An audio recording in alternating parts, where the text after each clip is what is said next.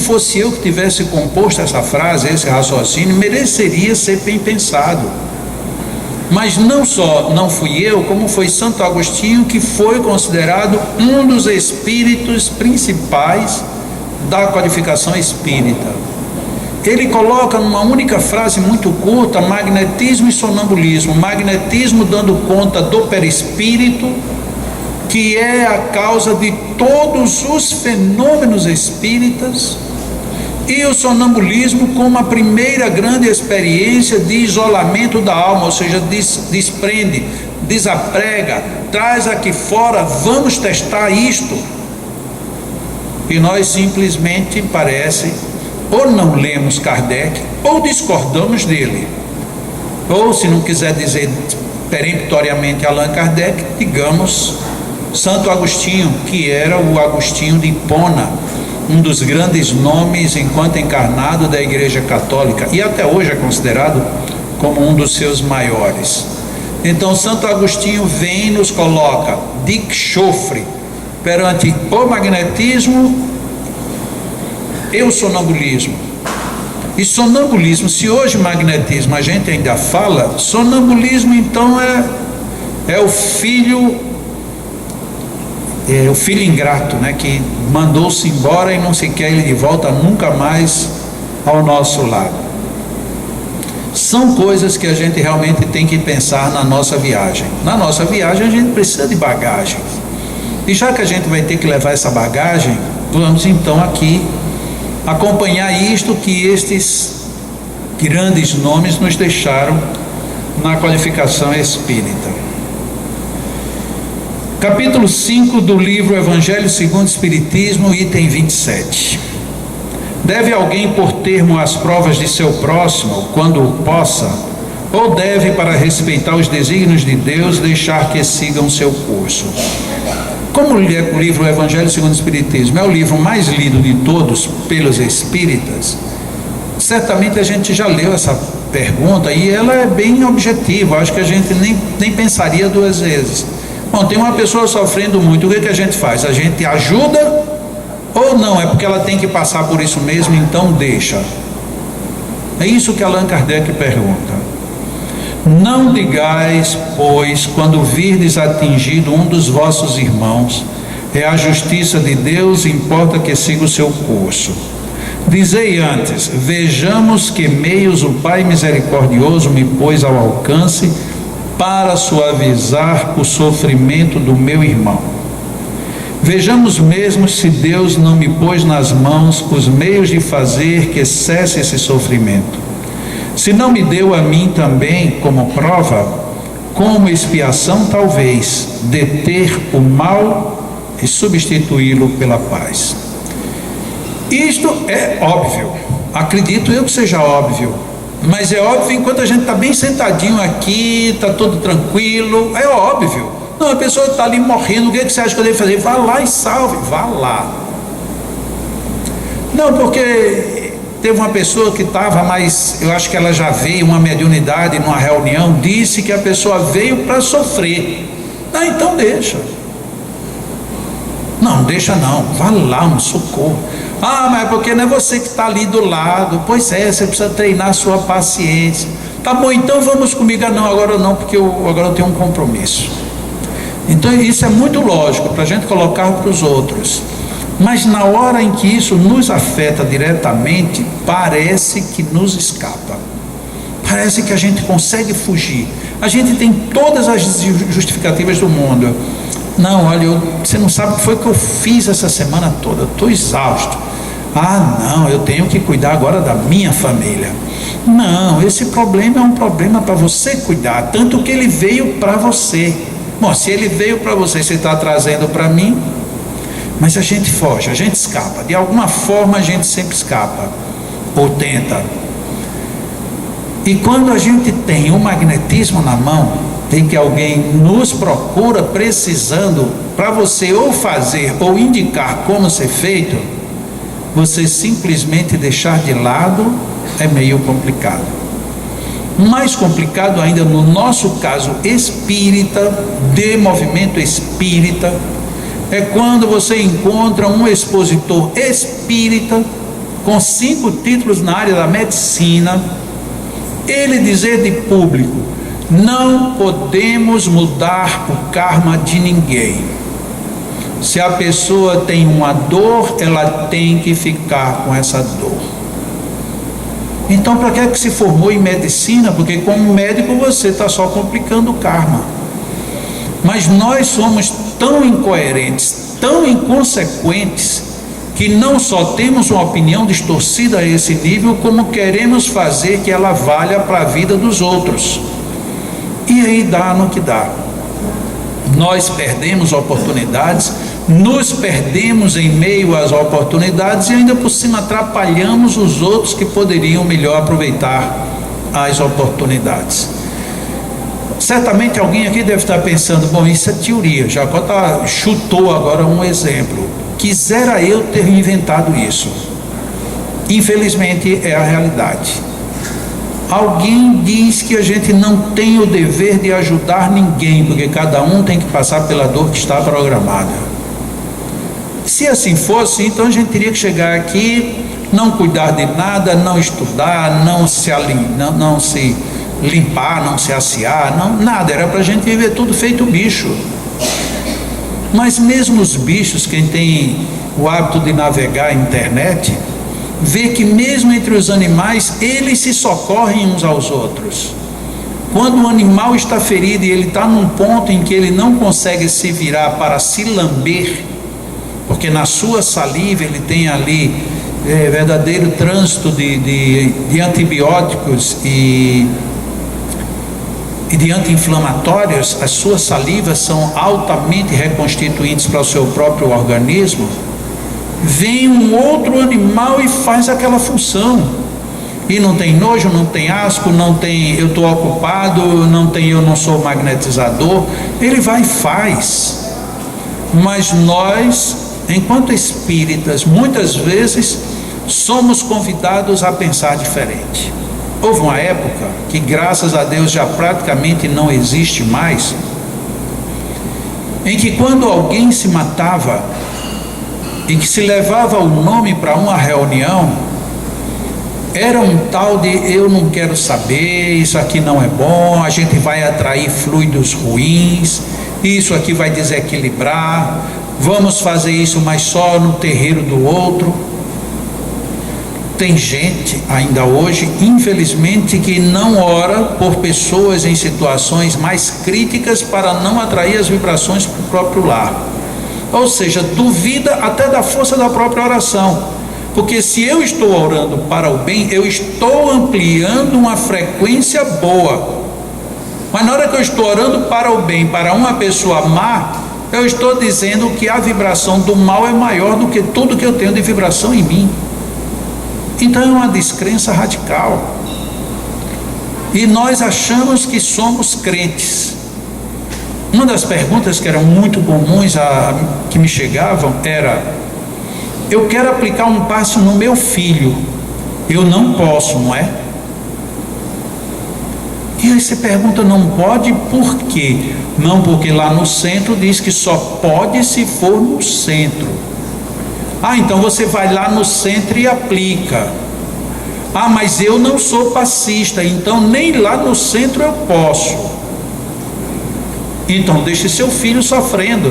Ah, mas eu não vou fazer isso com meu filho. Então o que é que você faz? Ah, então eu vou levar para uma rezadeira ou para um farmacêutico ou para algum lugar que faça alguma coisa. Por quê? Porque você não pode. E você não pode porque alguém disse que eu não podia. Vamos fazer aqui uma primeira reflexão. Um dos fundamentos do magnetismo é a aplicação em alto nível. O que é uma aplicação em alto nível? Você está no seu melhor padrão. O que melhor aumenta o nosso padrão? 2 itens: oração e amor. Você está com o seu filho doente, você tem todo o amor por ele. Basta você fazer uma oração, já chegou no alto nível. Aí alguém vem dizer que você não pode. Mas que teoria é essa? De onde veio essa teoria de que eu não posso socorrer um ente querido meu? Ah, mas é o meu marido. Ah, então você já não o ama, detesta ele, então deixa ele se acabar para lá. Não, mas eu amo meu marido. Bom, se você ama seu marido, então por que você não faz amor com ele? Não é porque ele está doente. Eu digo, não, fazer amor não é sexo, não, estou dizendo fazer amor. Vá, faça amor com ele, dê amor para ele. Ah, mas eu nunca vi, eu não sei como é que se faz. Então dê amor. Se você sabe o mínimo que seja, faça o mínimo que você sabe. É melhor do que deixar sem nada. Ah, mas eu não tenho coragem. Tá bom, então deixa o desgraçado para lá. Deixa ele sofrer, pelo menos ele vai aprender. Normalmente o marido precisa aprender muita coisa. O marido não sabe de quase nada. É uma doença. Por isso que eu nunca vou reencarnar mulher, porque eu não aguento um doente desse perto de mim. Marido é uma tristeza. Só vocês mulheres mesmo para aguentar, porque não dá certo não. Olha o que eu estou falando aqui e eles estão rindo. E eu também estou rindo, porque é desse jeito mesmo.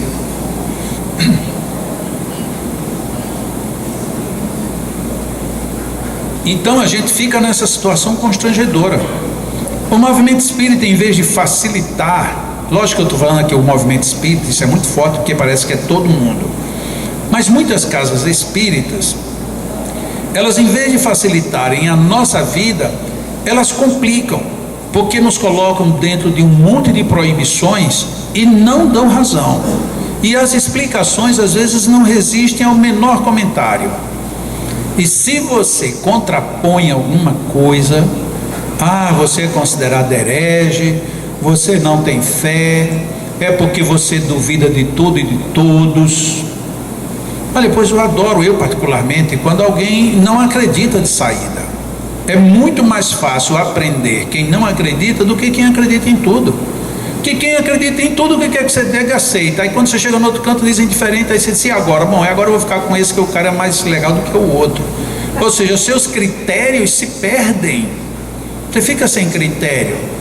Por que é que você gostou dessa explicação e não daquela? Quase nenhum de nós resistimos a uma pergunta desse tipo. Por que que você se comporta assim e não desse jeito? Porque lá no centro disseram isso, e nesse outro centro disseram diferente. E como foi que você chegou à conclusão de que aquele é melhor? Porque lá a casa é mais arrumada, as pessoas são mais simpáticas. Tá bom, mas a essência filosófica, essa, tchau, não existe. Muito bem. Então nós temos sim que fazer o que nos cabe. Se a pergunta é aqui para quem sofre, e se quem sofre é o meu filho? Vamos fechar a questão. E se quem sofre é o meu marido, é a minha esposa, é o meu amigo? Estou na faculdade, um colega meu de repente ao meu lado começa a passar mal. Bom, e não tem como levá-lo agora ao hospital, não tem nada. Eu, como magnetizador desse rapaz, eu acho que dá para eu fazer alguma coisa. Mas eu não vou fazer porque eu não estou no centro espírita. A gente está indo contra o capítulo 5º do Evangelho segundo o Espiritismo nessa questão do item 27. Temos que saber o que devemos fazer, como, quando e onde. Na Gênesis, capítulo 14, que este capítulo todo magnetizador deveria conhecê-lo, deve conhecê-lo de ponta a ponta, pelo menos. No capítulo 14, item 14, os espíritos atuam sobre os fluidos espirituais, não manipulando-os como os homens manipulam os gases, mas empregando o pensamento e a vontade. Vamos aqui já fazer a primeira reflexão. Os espíritos atuam nos fluidos, não pegando, mas atuando pelo pensamento e pela vontade. Eu sou espírito? Sim. Só que eu estou encarnado. Eu posso então mexer, movimentar os fluidos através do pensamento e da vontade. Então já de saída a gente já começa a perceber que mesmo eles falando do espírito desencarnado, isto também se reporta a mim, principalmente porque é uma ação que nós chamamos de subjetiva, ação do pensamento, ação da vontade. Para os espíritos, o pensamento e a vontade são o que é a mão para o homem. Pelo pensamento eles imprimem àqueles fluidos tal ou qual direção, os aglomeram, combinam ou dispersam. Organizam com eles conjuntos que apresentam uma aparência, uma forma, uma coloração determinadas. Muda-lhes as propriedades como um químico muda a dos gases ou de outros corpos, combinando-os segundo certas leis. É a grande oficina ou laboratório da vida espiritual. Ora, os espíritos fazem isso. E quando nós nos determinamos também com vontade, quando a gente começa a pensar violentamente forte em direção a alguma coisa ou a alguém, são exercícios que a gente não recomenda se fazer de brincadeira, mas é um dos exercícios, inclusive, de colocar em excitação centrofrontal. Você olhar fixamente para uma pessoa e dirigir uma ideia. E aí a gente começa a perceber como é poderosa esta usina. Nós podemos sim interferir pelo pensamento e pela vontade. Vontade, eu quero. Eu vou fazer, você vai olhar para trás. Olhe para trás, olhe para trás. E de repente a pessoa olha para trás. E ela olha para trás. Se você tiver acesso e perguntar: por que foi que você olhou para trás? Ah, porque eu senti que você estava olhando para mim. Sim, mas como é que você sentiu que eu estava olhando para você se você não tem olhos atrás? Ah, eu não sei, mas eu sentia, seus olhos estavam desse tamanho em cima de mim. E por que desse tamanho? A gente nunca diz, seus olhos estavam bem miudinhos em cima de mim, porque a gente acha que só o que atinge é o que é grande, quando na realidade o Aedes aegypti tem um bichinho desse tamanhozinho, está fazendo uma desgraceira danada, dá uma picadinha e deixa a gente, olha que eu já vi gente grande que nem eu, ficar vários dias deitado, febre, moleza, dor, e a gente fica com aquele danadinho que era uma coisinha desse tamanho que a gente nem sabe por que aquilo faz tanto mal. E normalmente quem concentra esse tipo de energia, em vez de abrir os olhos, pelo contrário, parece que fecha, fica quase como alguém que quer chamar a atenção. Há muito tempo eu ouvi isso na televisão, uma grande atriz, modelo, ela dizendo que uma das formas melhor que tem de se ficar bonita é fazer de conta que usa óculos e está sem ele, faz assim. Aí todo mundo diz, mas que olhar bonito, ou seja, miúda o olhar. Então normalmente quem faz esse tipo de emissão não fica com o olho arregalado, fica ao contrário, com o olho quase fechado, ali só emitindo, parece até olho de cabra que é na horizontal, né? Nem parece que é olho de ser humano. Pelo pensamento eles imprimem, é a grande oficina ou laboratório do mundo espiritual, visão, pensando e vontade, querendo. Essa é uma das grandes máquinas de magnetismo natural que todos nós temos. Por que às vezes a gente diz, nosso ambiente aqui está tão agradável? E a gente diz isso em quase todos os ambientes de igreja, de qualquer tipo de igreja. Por quê? Porque as pessoas entram numa frequência de bons pensamentos, ainda que sejam para pedir. A gente entra com outra frequência. E o desejo, na maioria das vezes, é para o bem. Oh Senhor, ajuda, Senhor, ajuda meu filho, ajuda aquela pessoa, facilita para que eu viva melhor. Então são todos pensamentos brandos. O ambiente fica saturado desse tipo de energização. Então tudo isto é o dia a dia a nos dizer que nós temos sim como viver melhor, como estar melhor. Ainda na Gênesis, no mesmo capítulo 14, agora no item 31. O fluido universal é o elemento primitivo do corpo carnal e do perispírito, os quais são simples ações dele. O fluido universal é o mesmo princípio, é o mesmo elemento do corpo e do perispírito. Muitas vezes a gente lê isso tão rápido que não percebe, e quando percebe não dá atenção. E quando não dá atenção a gente começa a perder as referências.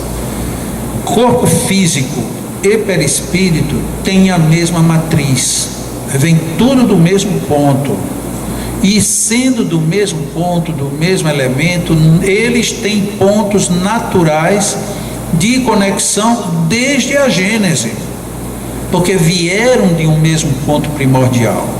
Então o nosso perispírito e o nosso corpo são afinizados, entre outras causas, pelo motivo de virem da mesma fonte, do mesmo princípio, do mesmo campo energético. Pela identidade de sua natureza, esse fluido condensado no perispírito pode fornecer princípios reparadores ao corpo. Vejam que aqui está começando a já se delinear o processo. Espírito e corpo, o mesmo elemento. Nesse perispírito, que é o elemento mais sutil, pode ser agregado outro elemento também sutil, e ele toma algum aspecto, seja de condensação, de dissipação, de contração, do que for. Como ele está infundido no corpo físico, ele pode gerar alteração nesse corpo físico. Se a gente vai para o exemplo mais gritante, o caso das marcas reencarnatórias. Alguém desencarnou por esse motivo, com essa lesão. Quando ela reencarna, e principalmente quando essas reencarnações são mais próximas, ele traz essa matriz agora no corpo. Mas por que essa matriz? Porque ela está exatamente no grande campo que dá asa para que isso aconteça, que é no perispírito. A moça, a marca que está no perispírito, agora se projeta para o corpo. Bom, se isto é possível e se isto é real, poderíamos já começar a deduzir. Então, se eu alterar a estrutura do perispírito, eu altero a estrutura do corpo? Em princípio, sim. E por que a gente não consegue isso com facilidade? Primeiro, porque a gente nem acredita muito no perispírito. E segundo, quando a gente acredita, não sabe como acessá-lo. E terceiro, quando sabemos como acessá-lo, não o acessamos. Por conta das proibições, das limitações, dos desconhecimentos, e vamos nos acomodando. Quando algumas vezes, algumas pessoas me perguntam se eu acredito que o magnetismo pode curar tudo, e eu respondo sim, apesar de que os magnetizadores não, sim. Então quer dizer que você acha que uma pessoa com tetraplegia, ela pode voltar a caminhar via magnetismo? Pode. E por que não se conseguiu isso ainda até hoje? Porque simplesmente os magnetizadores estamos extremamente acomodados, é preciso pesquisa. E que tipo de pesquisa? Tanta pesquisa como as pesquisas que fazem ciência. Tem que ter investimento, tem que ter laboratório, tem que ter análise, tem que ter tudo. Mas a gente não quer, não, eu vou aplicar aqui 3 passos, se der certo, bem, se não deu, você não tem nada a perder. Ou seja, a gente já começa acreditando no nada a perder. E o que é que acontece? A gente perde. Eu estou relendo um livro muito antigo, de um grande magnetizador russo, Sayunav. E uma das coisas que ele diz assim, e diz com de forma muito enfática, ele diz: se você for fazer alguma coisa magnética, que às vezes ele chama de biomagnética, e você tiver o mínimo de dúvida, não vá. Ou você tem certeza absoluta, ou espere um outro momento. E ele disse que às vezes ele se conflitava ele mesmo com o seu conceito, porque vinham casos que ele dizia: não, mas esse aqui, esse eu não. Não, mas tente, só tem você. Ele disse: não, eu vou tentar, mas eu... Ou seja, já estava no campo negativo. E ele conseguia, porque ele é um magnetizador extremamente potente, ele conseguia algumas coisas. Mas normalmente quando a gente lê, ele nem chama muita atenção para o detalhe, mas quando você vai lendo e que ele faz algumas narrativas de cura, ele diz assim: esses casos aqui foi curioso, hoje eu trato esses casos com 3 até 5 sessões, mas aquele eu gastei 10, 12, 15 sessões.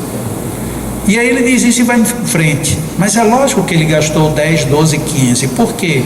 Porque as 3, 5, 7, 8 primeiras, ele estava descrente. Aí o efeito veio miúdo, pequeno, lento demais. Ele foi acompanhando, mas parece que está dando certo. Eu acho que isso aqui melhorou. Não, pode ser até que isso aqui também tenha sido positivo. Tá? Eu agora já sei como é que eu vou fazer. Quando ele decide isso aqui, aí com mais 3, 4 sessões ficava resolvido. Mas nós aprendemos na casa espírita, na maioria das vezes, o fenômeno contrário. Olhe, não tenha a prepotência de curar ninguém. Pronto. A gente já começa dizendo: quem sou eu? Eu, de jeito nenhum. Eu vou fazer o que dá para fazer. Humilde, olha como somos humildes, né? Humildes e ineficientes. Porque a gente vive esse mistério dentro da casa espírita. Eu digo mistério porque é verdadeiro mistério, porque ninguém sabe quem foi que entronizou isso no meio espírita. Só sei que é o que vale. Não, de jeito nenhum. Você diga que são os espíritos. E aí a gente faz, trabalha a sua, e emprega, tal, e quando termina diz: ai, graças a Deus você me aliviou. Eu disse: não fui eu. Foram os espíritos. E onde é que estavam os espíritos até o dia que você veio, que não vinham? Não, mas é porque se a gente disser isso, a gente vai ficar vaidoso.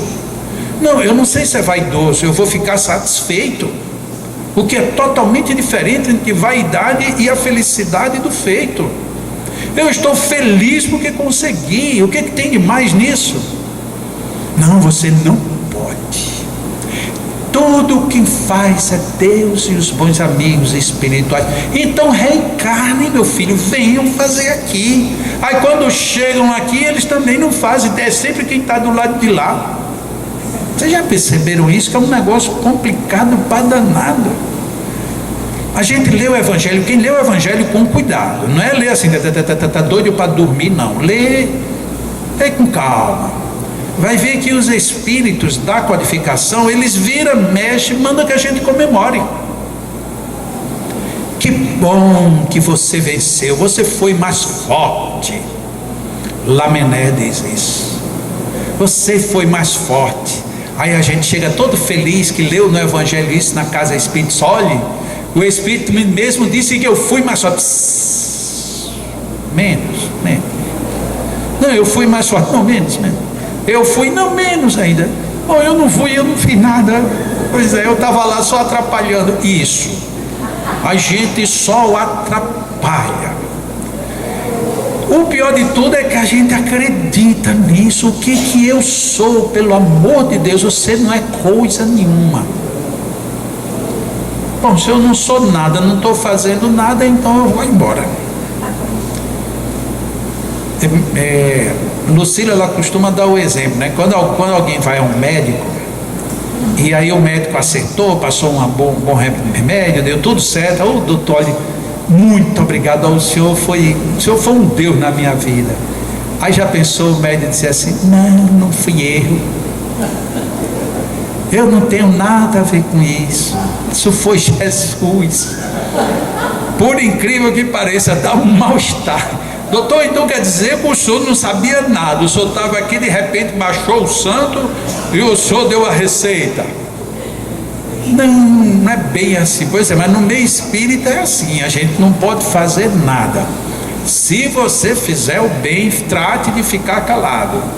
Você vem na rua, tropeçou, daquele tropeção que rasga o sapato, se for de sandália, arranca a cabeça do dedo, e aí dói, porque dói. Pancada na ponta do dedo dói. Não sei nada de você, mas no meu dói. Aí você pega aqui: Jesus, muito obrigado, Senhor. Eu duvido. Não dá, mas é para a gente se dizer assim. Aí vamos que na hora até que eu consegui, eu me lembrei, já que você é palestrante, tá todo mundo olhando e digo: Jesus, muito obrigado, que foi só não foi nos outros. Muito obrigado.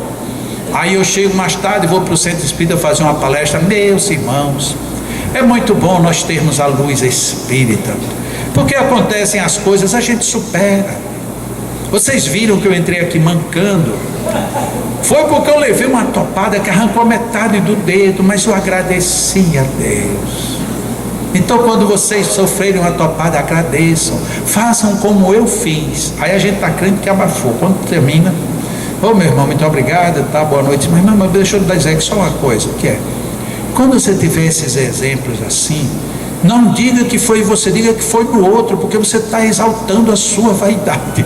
Só a bolas, doeu pra caramba. Eu me segurei até agora, vim fazer a palestra mancando e eu ainda estou com vaidade, sabe? Ainda bem que a doutrina espírita é diferente. Ela diz que a gente tem que comemorar, a gente tem que fazer. Afinal de contas, queiramos ou não, nós precisamos de um retorno. Não pode. Por que não pode? Porque Jesus já disse. Eu digo, Jesus disse: fazei aqui para receber do lado de lá. Porque quem fez aqui e recebeu aqui já está tudo quito. Então, receber por receber, eu vou receber lá ou aqui. Então eu prefiro logo aqui, me dê. Mas não pode, como não pode? Mas a gente fica tão preso a determinadas coisas que a gente morre de medo de ficar feliz. Aí para a gente ficar feliz, a gente tem que passear fora, longe, distante, todo mundo, para lá a gente ser a gente, porque aqui vai, olha, pode ser que tenha algum espírito ali olhando. Vão perguntar: você frequenta aquela casa? Nessa hora é casa, não é centro não. No meio público ninguém pergunta se você frequenta o centro, pergunta se você frequenta aquela casa. Um dia uma pessoa me perguntou: Jacó, você frequenta aquela casa? Eu disse: qual casa? A minha? Não, aquela. Eu digo: a da luz vermelha? Não, Jacó. Eu digo: sim, porque agora eu estou até com medo. Você acha que aquela casa para mim é um negócio suspeito? Não, Jacó, aquela casa. Eu digo: não sei qual é. Aquela que eu até vi você fazendo uma palestra. Eu digo: o centro espírita. Aí eu aumento o volume. Sim, sim, sim. Porque você estava lá, foi eu lhe conheci lá. A pessoa tem medo. Mas por quê? Porque você não pode ter alegria. Como é que você vai ter alegria sendo espírita? Ser espírita é um estado de felicidade. A pessoa, você entende daqui do lado de lá. Bom, eu estou aqui, não quero ir para lá. E se você for para lá, quando chega lá, eu estou bem também. Eu já sei como é.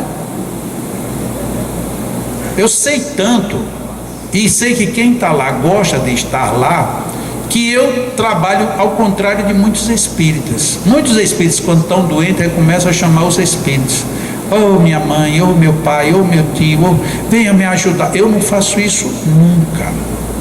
Você imagina bem, minha mãe morreu, gosta de mim pra caramba. Ela saiu daqui dizendo que tinha muito amor para mim e por mim. Aí eu estou doente, vou ou não vou? Aí eu digo: mamãe, me ajuda. Ela faz: venha. Não quero conversa com os espíritos. Eu estiver doente, eu prefiro um médico, um magnetizador, eu prefiro alguém daqui, porque os que estão de lá, meu pai, faz tanto tempo que eu não vejo meu pai. Se dizer: meu pai, dá para ajudar? Ele disse: dá, meu filho, venha para cá que a gente vai ficar bonzinho, aqui você vai ficar bom. Não quero. Mas a gente trabalha o tempo todo na contramão. Vocês perceberam isso?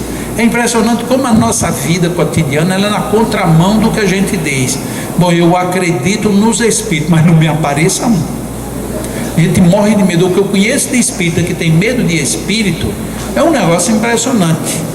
Parece que a razão e a emoção são duas asas independentes. Por isso que a gente não levanta voo nunca. Uma está batendo asa assim, a outra atrás: eu não tenho pressa. Ou seja, não levanta voo nunca, fica no chão.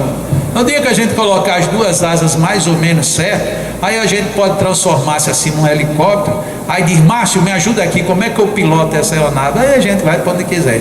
Mas enquanto a ficar uma hélice de um jeito e a outra querendo parar e a outra querendo rodar, isso dá um aquecimento no motor e complica tudo.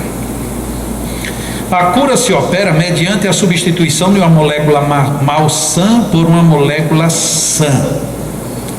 É uma outra explicação muito curiosa.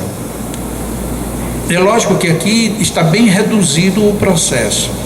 A maior parte das nossas doenças são por incompatibilidades, vamos chamar para manter o texto de Kardec, incompatibilidades em algumas moléculas. Elas se desestruturam.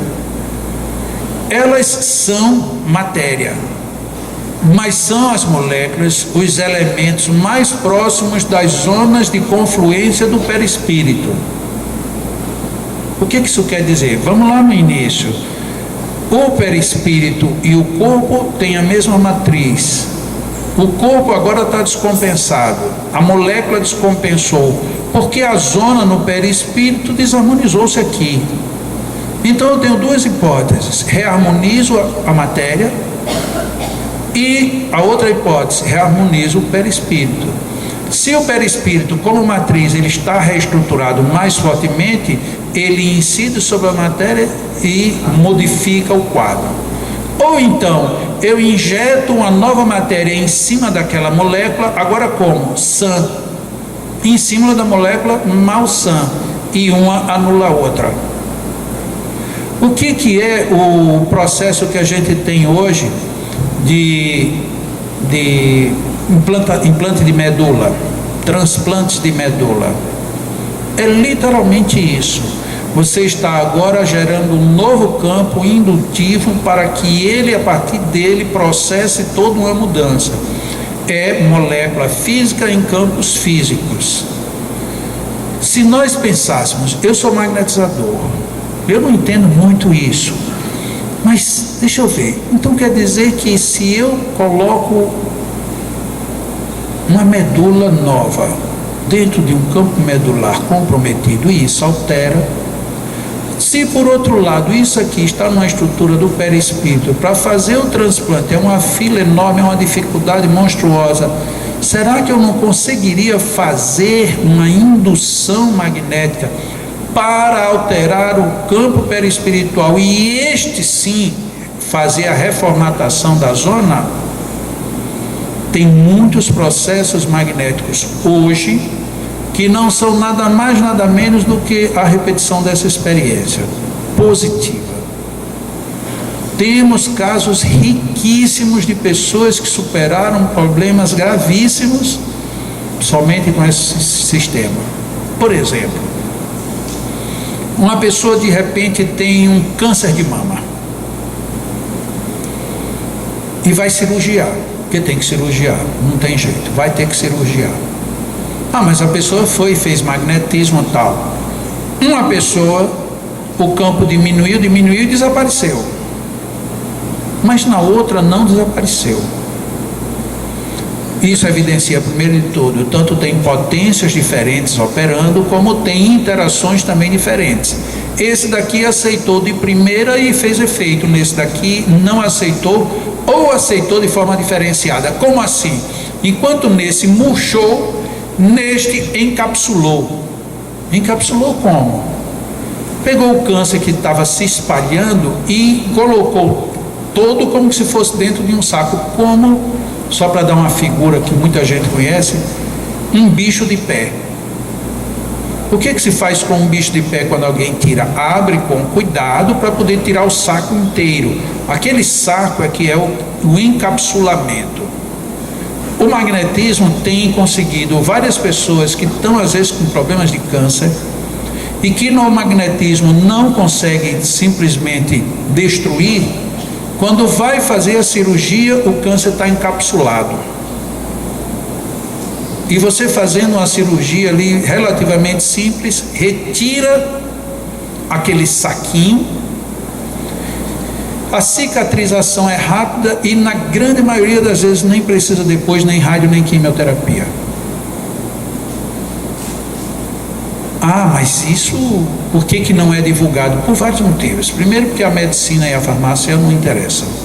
Segundo, porque nós espíritas somos, ai, quem sou eu? Não fui eu, foi Jesus. Aquela historinha que a gente estava conversando ainda agora. Ah, depois se eu disser que eu estou fazendo isso, aí vão fazer fila. Ah, tá bom, já que você não quer fazer fila, deixa tudo ir morrer mesmo, deixa todas as mulheres arrancar o espeito logo, pronto. Porque você podia corrigir, você não quer corrigir, então deixa. Temos um amigo aqui que está fazendo o curso de passe pela 13ª vez este ano. Ele até hoje não aplicou passe a ninguém, não está nem aí não. Já perdeu os cabelos todinho, mas nem ele dá. Ele vai perder o resto dessa vez, vai? Vai, porque ele acha que ele tem que fazer 13 cursos com esse. Mas ele acha que não tem para que aplicar passe ninguém, não. Para que aplicar passe?